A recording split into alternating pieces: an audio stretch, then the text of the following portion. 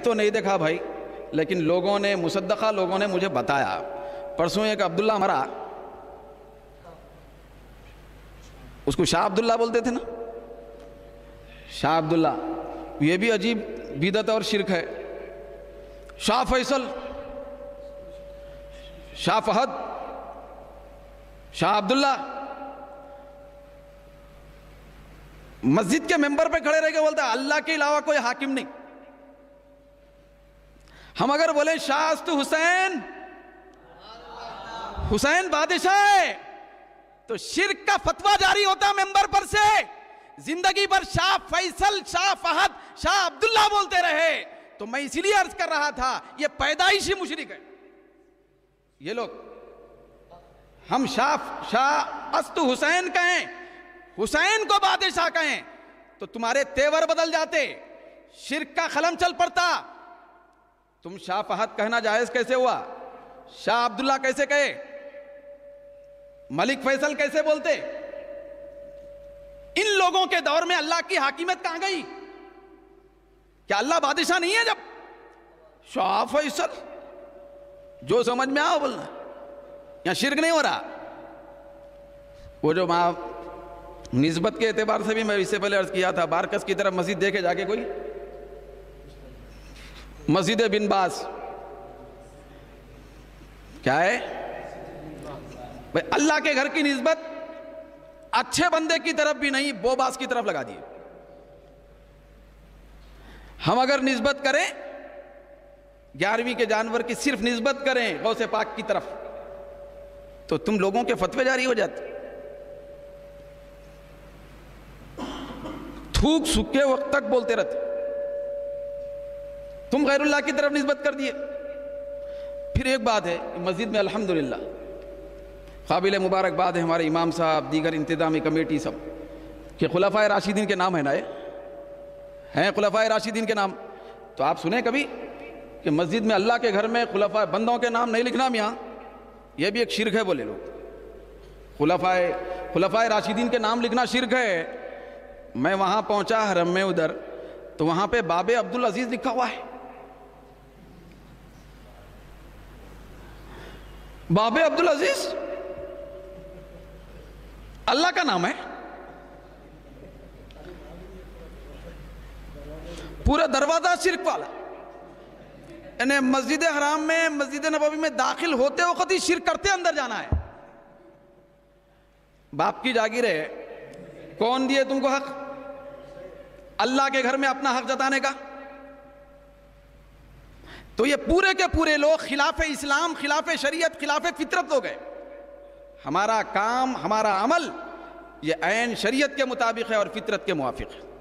وہ کیسے؟ عبداللہ مرا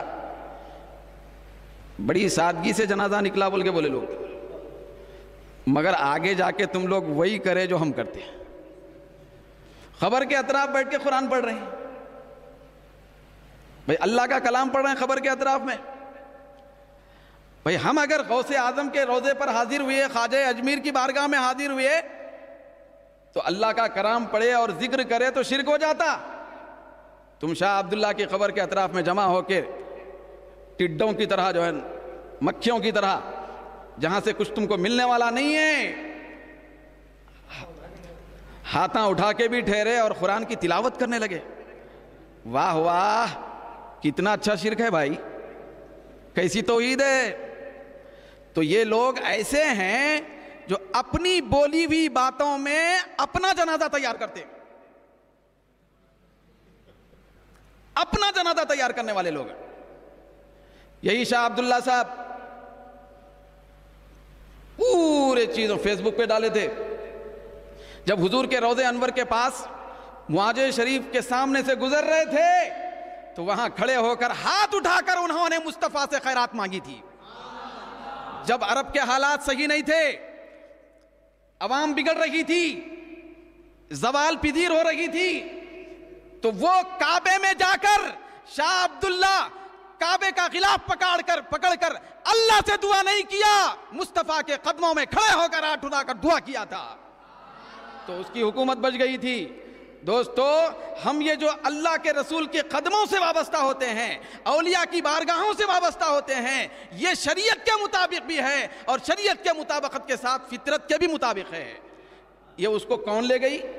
کون سی چیز؟ گنبد خضرا کے سامنے سرکار کے معاج شریف کے سامنے ہاتھ اٹھانے پر وہ متوے توے ہر ایک کو روکتے رہتے، پلٹ جاؤ، ادھر نہیں، شرک ہو جاتا، کعبے کی طرف رخ کرو، ادھر پیٹ کرو۔ شاہ عبداللہ کو نہیں روکے، ایک بکرا سامنے آتے جا رہا تھا تاکہ لوگوں کو دکھائی نہ دے۔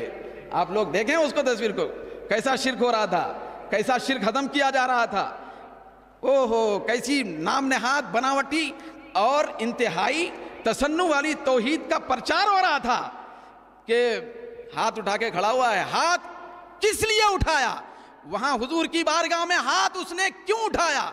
قبلے کو پیٹ کر کے سرکار کے روضے کی طرف اس نے چہرہ کس چیز نے کروایا؟ وہ انسانی فطرت نے کروایا، وہ انسانی فطرت نے کروایا۔ ارے نادانوں، مجبوری میں جھکنے پر مجبور ہونے والوں، پہلے سے ہی مسروری میں جھکا کرو، مسروری میں جھکا کرو۔ بھئی آج نہیں تو قیامت میں بھی وسیلے کے ساتھ تم کو جانا ہے، وسیلے کے بغیر چارہ نہیں ہے، وسیلے کے بغیر چارہ نہیں ہے، شفاعت مصطفیٰ سے ہی بخشش ہونے والی ہے۔ تو آج کی دنیا میں سدھر جاؤ۔ کیوں قرآن حدیث کا نام بدنام کرتے ہو؟ کیوں بدنام کرتے ہو؟ تو چنانچہ